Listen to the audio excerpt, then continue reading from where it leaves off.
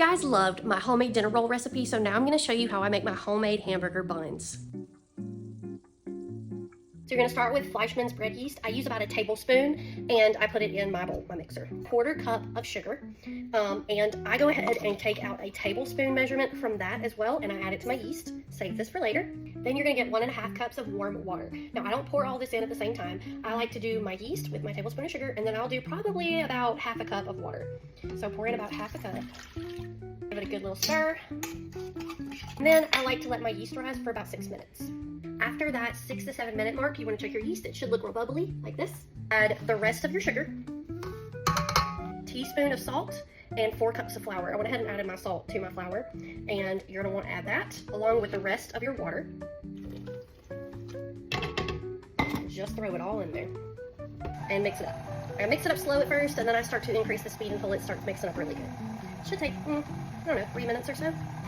You're going to notice it starts to get real shaggy at first as it starts incorporating, and then it's going to start pulling completely away from the bowl, and your bowl is going to be clean around the edges.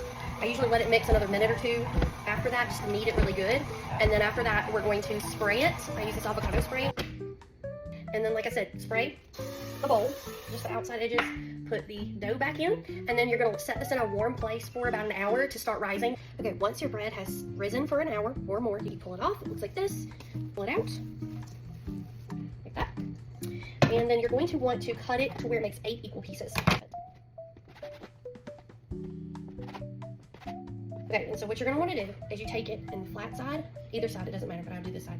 You have one side that's the top and one side that's the bottom. So you leave the top on the top, you stretch the top, pull it, and fold it under the bottom. And you turn it sideways and you do it again. And you continuously do that until it's a little tight tension at the top. Flip it over to the bottom and pinch all those seams closed. It's going to look like a little dumpling. And then the smooth part is your top. And you just pop it on your pan over here. You get a lot faster at it as you do it over and over and over again. You want to make sure that your oven is heated to 375 degrees, and go ahead and let that be heating up right before you start doing this, so that when you get your pan fully made up, you can set it on the warm oven and it will help your dough rise faster. All right, I let mine rise for about another 25 minutes and they've nearly doubled in size. So I've already melted my butter, and I am going to just put some butter over top of all of these. My husband actually likes the everything bagel seasoning on some of his, so I will go ahead and sprinkle those now that I put the butter on. A couple of them done, and now I'm going to pop them in the oven.